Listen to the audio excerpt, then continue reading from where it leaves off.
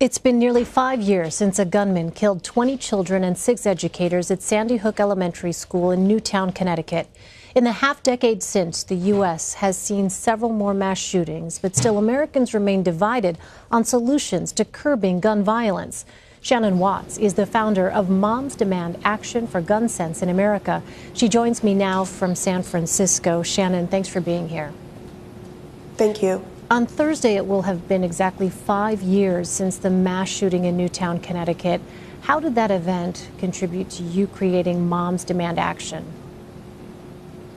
As the mom of 5, I was outraged and devastated by the fact that in America, 20 first graders and 6 educators could be slaughtered in the sanctity of an elementary school. And I started a Facebook page to have an online conversation, and that, in fact, turned into an offline movement called Moms Demand Action. And here we are almost 5 years later. We have 4 million members, 70,000 active volunteers, and a chapter in every state of the country. And what is your organization's overall message on gun safety legislation, and how are you trying to create change in elections across the country? Well, I think everyone is waiting for that cathartic moment in Congress that really hasn't come in many years of mass shootings and gun violence in this country. So what we did was to pivot to the states and to work in state houses and in boardrooms to change state laws, to stop bad bills and to pass good bills, and also to change corporate policies. And we've had huge success by stopping hundreds of bad bills that would have sailed through state houses before, by passing stronger gun laws that save lives, that are shown to save lives by data, and also to get corporations like Starbucks and Target and Chipotle and Facebook and others to change their policies around guns.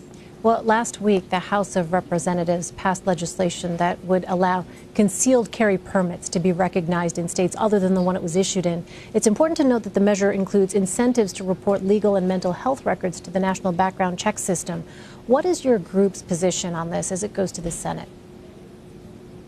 Well, what's called the Fix NICS bill is a great bill. It's a first step toward addressing this crisis we have in this country. Unfortunately, what the NRA did and the Republicans beholden to them was to attach this bill called concealed carry reciprocity.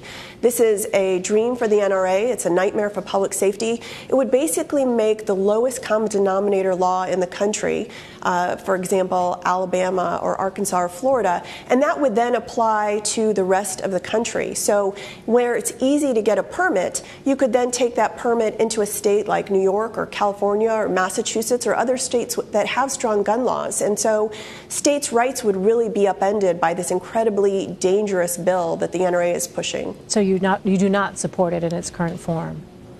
We're asking for a clean vote on what is called Fix NICS, which was a standalone bill until the NRA attached this other bill onto it. So as it is, we don't support it, but if we can separate the bills again, then we would.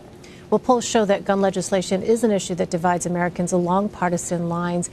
How do you think common ground can be achieved in terms of respecting the Second Amendment on the one hand while also curbing gun violence?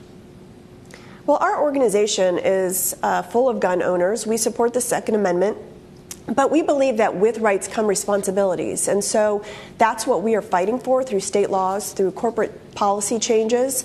If you look at national polls and you ask the question, do you support a background check on every gun sale? Almost 90% of Americans support that. That's what we're fighting for. Laws that disarm domestic abusers, making sure our background check system has a robust amount of data in it from each state. These are simple, common sense measures that Americans overwhelmingly support. The problem in this country is that we have a handful of members of Congress who are beholden to a gun lobby, and also in our state legislatures, we're seeing that happen as well. And so our job, and it's going to take a while, this is a marathon, not a sprint, but it's to replace those lawmakers with lawmakers who will vote in favor of the American people and not for gun manufacturers' profits. All right, Shannon Watts from Moms Demand Action on Gun Sense in America. Thank you so much. Thank you. And you can watch CBSN's special Mass Shootings 5 Years After Sandy Hook this Thursday at 8 p.m. Eastern and Pacific on CBSN.